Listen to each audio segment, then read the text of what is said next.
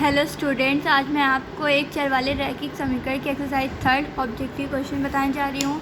सबसे पहले first question देखिए क्या कह रहा है। वो समीकरण जिसके किसी चर की अधिकतम घात 1 होती है तो कहलाता है। तो मतलब क्या कह रहा है कि अगर कोई समीकरण है उसमें कोई चर है, उसकी घात कितनी है, अधिकतम 1 हो, तो वो क्या कहलाएगा? एक चर वाला समीकरण। एक चर है तो एक चर वाला समीकरण। ठीक है, इसका आंसर क्या हो गया? सेकेंड। आगे देखिए क्या कह रहा है। वो कथन जिसमें बराबर का चिन्ह आया होता है तो क्या कहलाता है? जब मतलब कथन में बराबर का चिन्ह आता है तो मतलब बराबर का चिन्ह क्या दर्शाता है? बराबरी को दर्शाता है।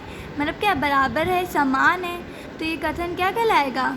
कौन सा कथन कहलाएगा? समानता का कथन। क्या हो गया हमारा आंसर? फर्स्ट। आगे देखिए क्या कह रहा है। किसी राशि को एक पक्ष से दूसरे पक्ष में ले जाना कहलाता है। जब हम लोग किसी राशि को एक पक्ष से दूसरे पक्ष ले जाते हैं, जैसे LHS से RHS या RHS से LHS की तरफ लाते हैं, तो वो क्या कहलाता है? हमारा पक्षांतर कहलाता है। मैंने आपको बताया भी था। आइए आगे देखिए, फोर्थ क्वेश्चन क्या कह रहा है। किसी राशि का पक्षांतर करने पर चिन्ह बदल जाते हैं। हमने आपको बताया था जब किसी भी राशि का पक्षांतर करेंगे तो उसके चिन्ह क्या होंगे? बदल जाएंगे। प्लस है तो माइनस, माइनस है तो प्लस हो जाएंगे। तो इसका आंसर क्या होगा? सेकेंड। देखिए आगे, किसी समानता के कथन में यदि कोई चर राशि उपस्थित तो ऐसा समानता कथन कहलाता है। जब किसी भी समानता कथन में अगर कोई चर उपस्थित हो जाता है तो वो हमारा कहलाता है समीकरण। ठीक है, आंसर क्या हो जाएगा? 4। आगे देखिए, किसी समीकरण के दोनों पक्षों में कोई संख्या जोड़ या घटा देने से समीकरण का मान अपरिवर्तित रहता है। ठीक है, कैसे देख लीजिए। जैसे कोई समीकरण है x + y = क्या है? 8 है। एक समीकरण मतलब क्या है? x + y जो है वो क्या है? 8 के बराबर है। इसमें मान लिया हमने 3 ऐड कर दिया। ठीक है, 3 दोनों तरफ क्या ऐड कर दिया। अब जब हम लोग चर का इधर पक्षांतर कर देते हैं 8 + 3, अब इधर क्या है? प्लस का यहाँ आएगा तो माइनस।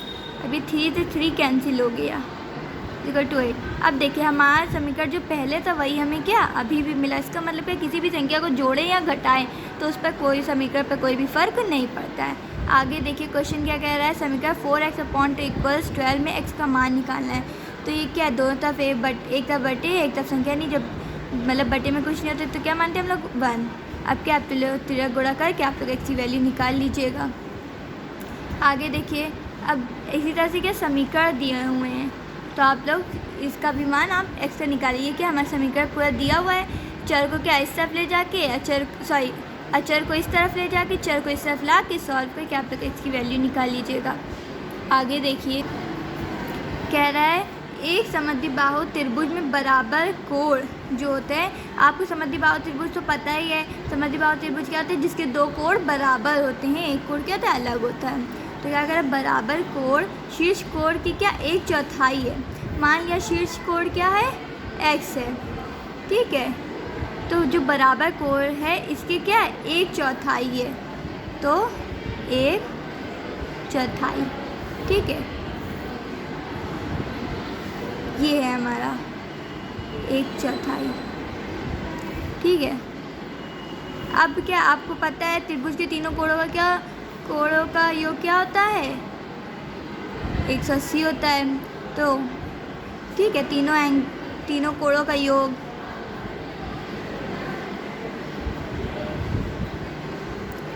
इक्वल क्या? 180। अब दो जो कोण होते हैं मध्यबाहु त्रिभुज क्या दो कोण बराबर होते हैं।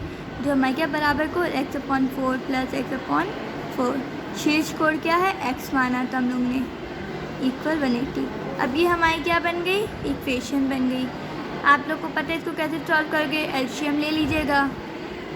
ठीक है, एलसीएम ले लीजिएगा। फिर एलसीएम लेना आता है आप लोग को। इसका एलसीएम लेंगे जब इसके अपॉन में कुछ नहीं, क्या मानेंगे? 1।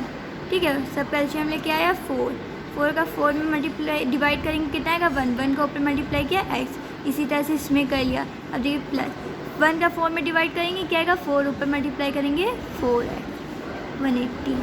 अब क्या आ गया? 6x/4 = 180। अब यहाँ पे कुछ नहीं है तो 1 मान के आप लोग तिरक गुणा करके x की मान निकालिएगा। फिर x हमारा ऑलरेडी क्या शीर्ष कोण है तो वो निकल आएगा। अब इसमें बराबर कोण x का मान है कि बराबर कोण का वैल्यू निकाल लीजिएगा। ठीक है, आप लोग आगे देखिए क्या कह रहा है, 2x+1 तथा 2x+3 है। ठीक है, क्रमागत सम संख्या, क्रमागत विषम संख्या, क्रमागत संख्या पूर्ण संख्या। हमने आपको बताया था कि नॉर्मली जब क्रमागत संख्या आएगी तो x+1 पहली x मानेंगे, दूसरी x+1 x+2 इस तरह से। अब जब सम आती है तो पहली क्या मानते हैं 2x, फिर 2x+2 2x+4 2x+6 इस तरह से। और जब विषम आती है तो क्या मानते हैं 2x+1 फिर 2x+3 2x+5 इस तरह से। तो ये हमारी क्या है, क्रमागत विषम संख्या। ठीक है, आगे देखिए क्या कह रहा है, दो संख्याओं का योग 100 है तो संख्याएं माननी चाहिए। तो हमें पता है जब दो संख्याओं का योग देते हैं तो पहली तो हम लोग x मानते हैं और दूसरी उस संख्या में से x घटा कर मानते हैं। ठीक है, ये क्या हो जाएगी हमारी फर्स्ट वाला आंसर। आगे देखिए क्या कह रहा है, दो संख्याओं का अंतर 2 है और योग 12 है तो संख्याएं होंगी। ठीक है, तो दो संख्याओं का अंतर, पहली क्या मान लेंगे x, दूसरी का अंतर है तो 2+x।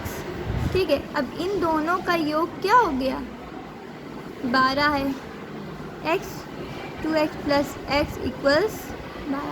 मतलब कहने का क्या मतलब क्या है, दो संख्याओं का अंतर 2 है।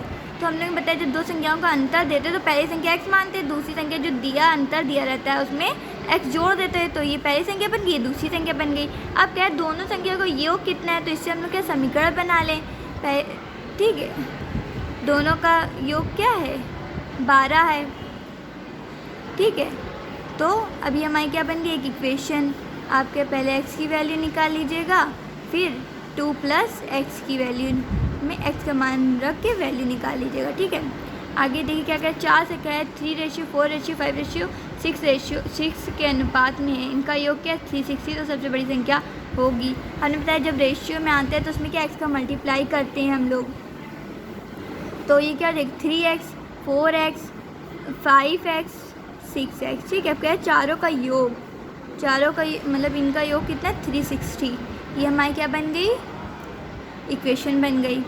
यहाँ से आप x की वैल्यू निकालिएगा, फिर x में x का मान, फिर इसमें x का मान, फिर इसमें x का मान, फिर x में x का मान रख के निकालिएगा। जो बड़ी संख्या होगी हमारी वही क्या हो जाएगा आंसर।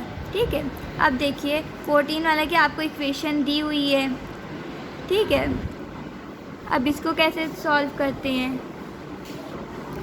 ये क्वेश्चन आप लोग सॉल्व करके देखिएगा। ठीक है, अगर नहीं आएगा तो जो लोग क्लास में आते हैं वो क्लास में आकर मतलब जो ऑफलाइन पढ़ने आते हैं वो ऑफलाइन पढ़ के पूछ लीजिएगा, नहीं तो आप लोग ग्रुप में मैसेज कर दीजिएगा फिर पूछ लीजिएगा।